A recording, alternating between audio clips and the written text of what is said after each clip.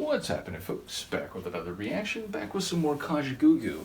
Thank you once again to Mr. Solo, and we're moving on to the next album, which is Islands, 1984. And when I opened the master release on Discogs for this album, which I often do just to make sure all the tracks listed are indeed in the folder I'm working from, I noticed that the opening track, The Lion's Mouth, is one of 3 singles from the album. As for the phrase itself, a lion is an apex predator, a carnivore, and thus a lion's mouth is full of sharp teeth that attack and kill its prey, so it sounds like it could be dangerous, it sounds potentially violent.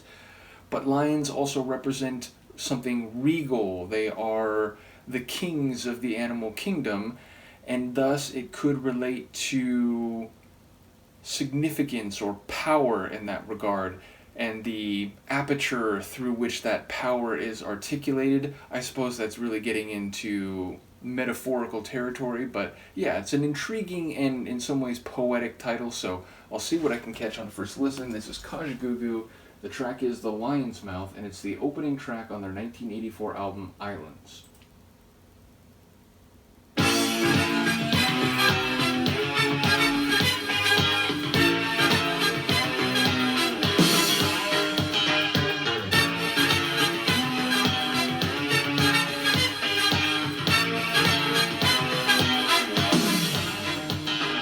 Take away my crime from the lion, the savage jaws are the price we pay.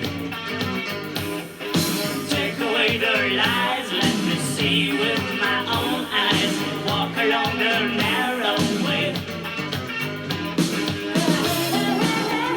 What a waste, what a waste. No sword is no use when you're standing face to face. Face to face. Oh, what a waste.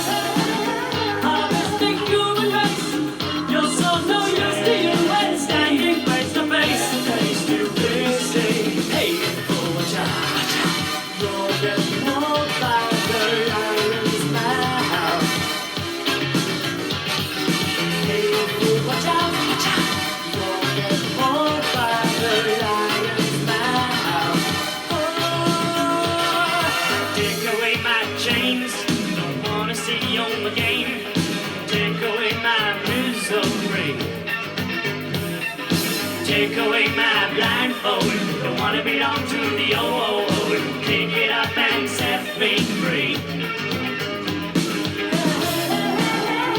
What a waste, what a waste. No sword is no use when you're standing face to face. Face to face. Oh, what a waste, a mystic human race.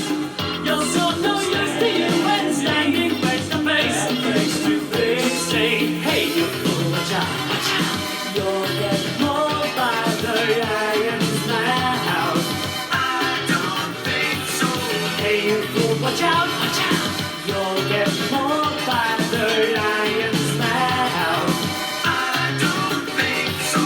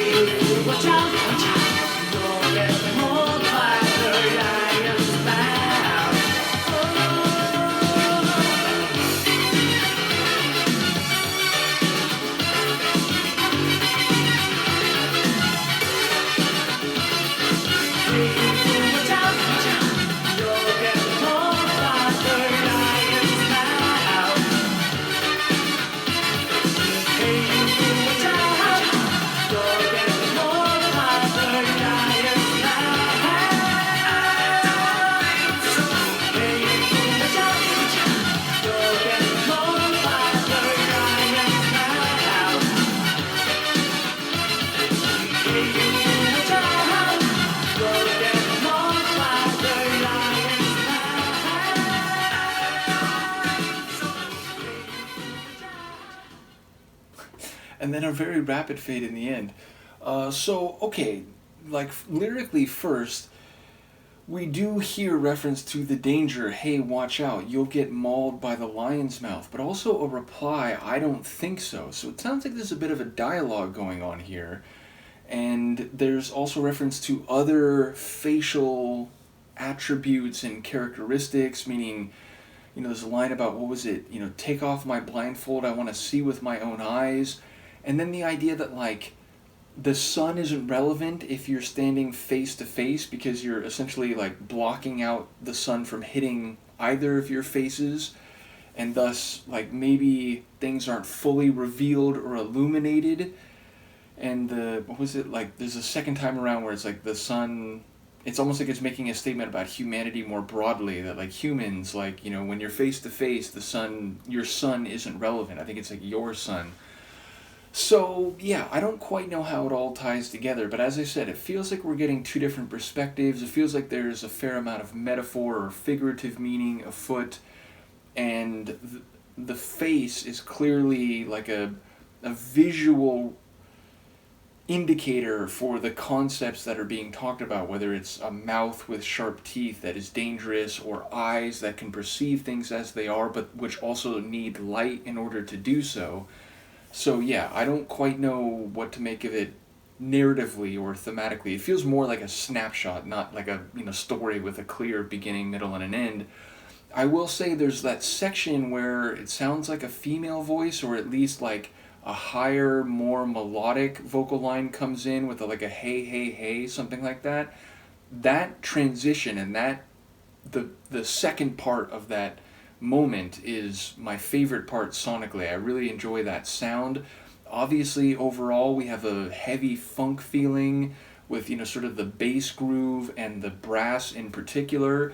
And in that regard, it sounds like it's a little bit on the early edge of what I've talked about in a lot of different deep dives, seems like was the direction that a lot of synth pop was moving once you get into the middle and like the early part of the second half of the 80s, like 85, 86, 87, which is an infusion of funk and soul. So whether you're talking Duran's Notorious or Eurythmics' Be Yourself Tonight, it does feel like a lot of the groups maybe known for a more, let's say, electronic type of synth pop in the first half of the 80s began experimenting with styles of funk and soul and so on in the second half of the decade. Now, of course, there's groups like Heaven 17, which were already doing that. I've gone through a couple of their albums for the first half of the 80s, and, funk and soul are a big part of what they're doing. I've been going through In Excess, and I was thinking that for part of this song, it's like, oh, like I could hear In Excess doing a song with this kind of funky flavor.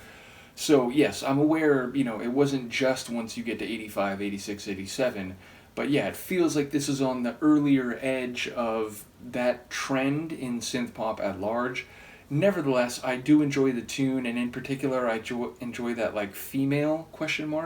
Voice at the beginning of that transitional section, which I think came around at least a couple times. So yeah, a cool tune, a fun tune. I could definitely see why this would be a single. It sounds like the kind of track that would catch your ear on the radio. So in any case, let me know what you think, and I will see you next time.